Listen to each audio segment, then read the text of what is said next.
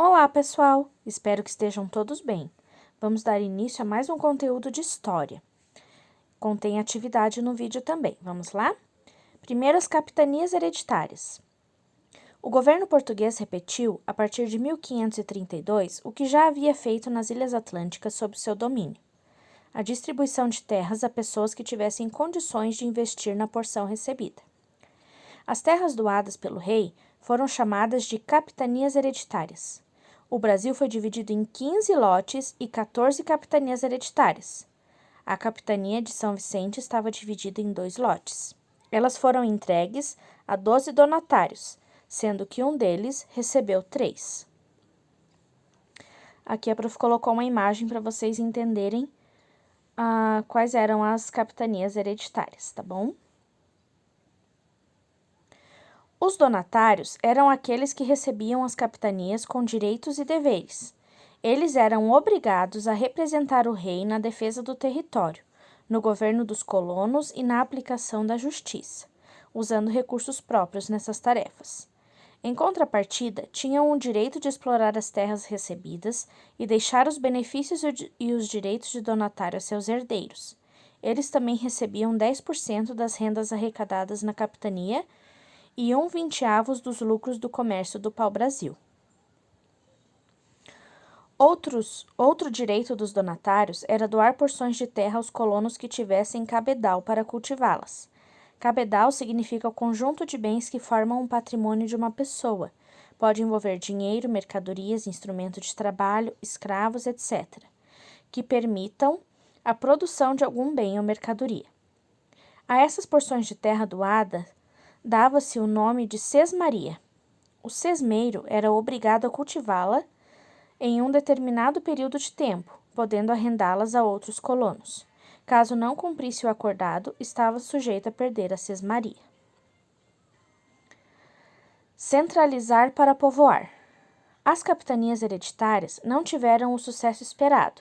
Somente 2, a de Pernambuco, doada a Duarte Coelho, e a de São Vicente, recebida por Martim Afonso de Souza, realmente prosperaram. O desinteresse de alguns donatários foi um dos motivos do fracasso das demais capitanias. Muitos nem sequer vieram ao Brasil conhecer suas terras.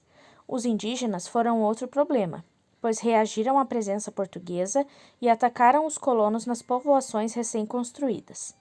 Na capitania da Bahia, por exemplo, o donatário Francisco Pereira Coutinho foi morto e devorado por tupinambás. Por esses e outros motivos, diversas capitanias voltaram ao domínio real, como foi o caso da capitania da Bahia.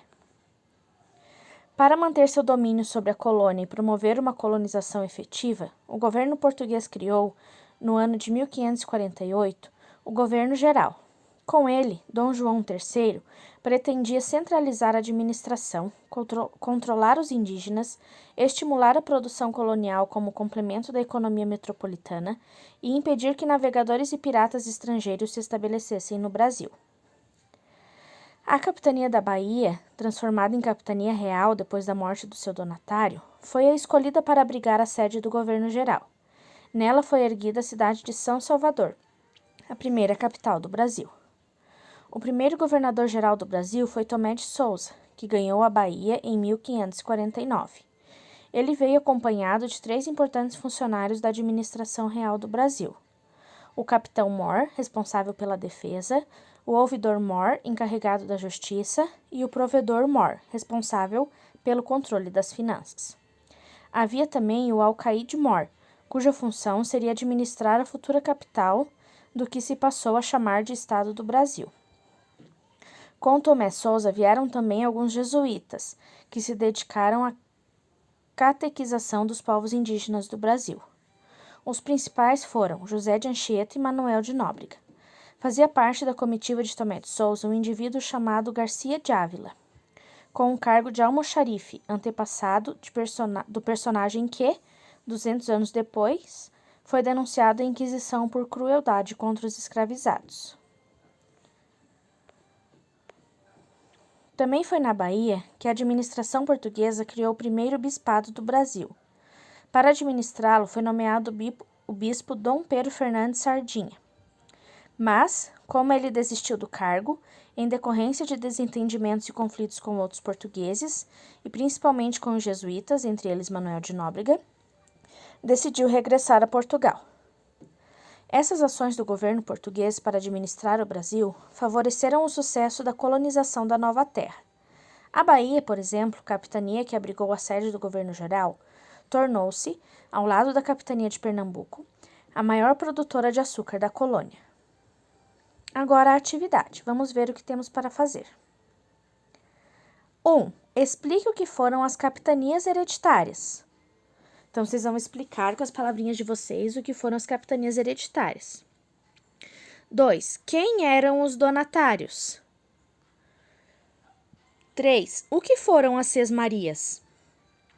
Para responder as perguntinhas, recorram ao início desse vídeo, onde a professora lê todo o conteúdo para vocês.